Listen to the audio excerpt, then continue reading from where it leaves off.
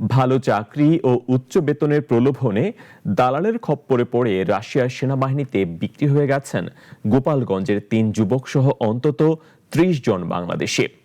Russia Ukraine যুদ্ধের সম্মুখভাগে তাদের জোর করে চুক্তিবদ্ধ করা হয়েছে বলে অভিযোগ উঠেছে। গোপালগঞ্জ থেকে আশিক জামান অভির বিশেষ প্রতিবেদন, জানাচ্ছেন মোস্তফা কামাল তোহা। ভালো চাকরি আর মোটা অঙ্কের বেতনের আশায় বুক বেঁধেছিলেন গোপালগঞ্জ সদরের সীতারকুল গ্রামের রনি ফকির, কিন্তু সেই স্বপ্ন এখন রূপ নিয়েছে দুঃস্বপ্নে।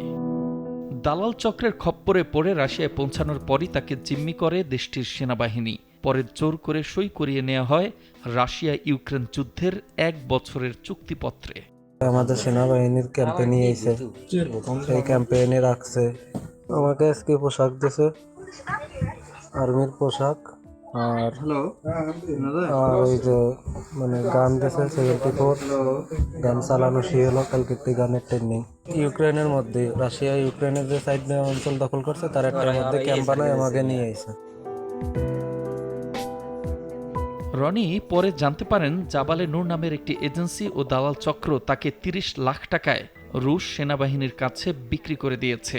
বর্তমানে তাকে যুদ্ধের প্রশিক্ষণ দেওয়া হচ্ছে।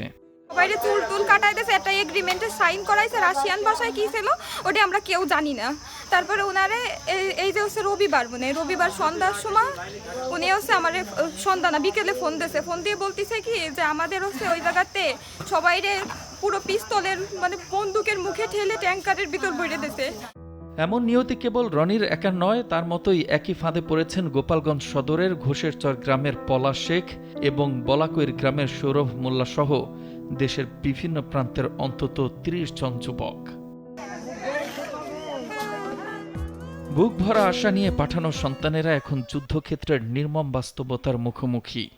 এই জায়গার যে দালাল ছিল তার নাম ছিল রেজা, এই যে গোপালগঞ্জে তার বাড়ি। সে আর এই দালাল মিজান, সে হচ্ছে তাদের বলছে যে তোমাদের আমি পুরো টেকনোলজি কোম্পানিতে চাকরি দিচ্ছি। সেই পুরো টেকনোলজি কোম্পানিতে চাকরি দেওয়ার কথা বলে আর তাদের কাছে প্রায় ৮-১০ লাখ টাকা নেছে জবের কথা বলে। আর সে বলছে কি একজন মহিলা আসছিল, সে বলছে রাশিয়ান মহিলা, সেই রাশিয়ান মহিলা নাকি তাদের নিয়ে যে ওই জায়গা বিক্রি করে দিয়েছে। ওদের প্রতিটা মুহূর্ত ওরা ঝুঁকিতে আছে। ওইখানে যাওয়ার পরে ওদেরকে 2-3-4 দিন হচ্ছে ওদেরকে আটকায় রাখছে। ওদের খাবার ভালো মতো খাবার দেয়নি, খাবারে কষ্ট দিয়েছে। এদিকে অভিযোগ পেলে ব্যবস্থা নেওয়ার কথা জানিয়েছে জেলা পুলিশ, আর উপজেলা প্রশাসন বলছে যুবকদের ফিরিয়ে আনতে সরকারের উচ্চ পর্যায়ে যোগাযোগ করা হচ্ছে। এখনো পর্যন্ত এই ধরনের লিখিত কোনো অভিযোগ বা মৌখিক কোনো অভিযোগ আমরা পাই নাই। যদি কোনো লিখিত এবং মৌখিক লিখিত অভিযোগ পাই, তাহলে আমরা দেখব যে এই ঘটনাটা আমাদের এখানে ঘটেছে কিনা।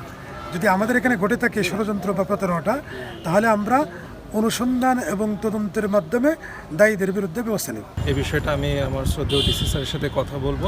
ডিসি স্যার হয়তো পররাষ্ট্র মন্ত্রণালয়ের মাধ্যমে এটি যথাযথ কর্তৃপক্ষকে অবগত করবেন, আর পরিবারকে যত ধরনের মানবিক সহায়তা দেওয়া প্রয়োজন বা তাদের পাশে আমরা সার্বক্ষণিক আছি।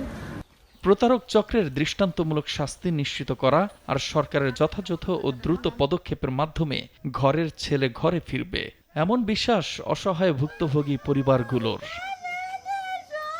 মোস্তফা কামাল তোহা, নাগরিক।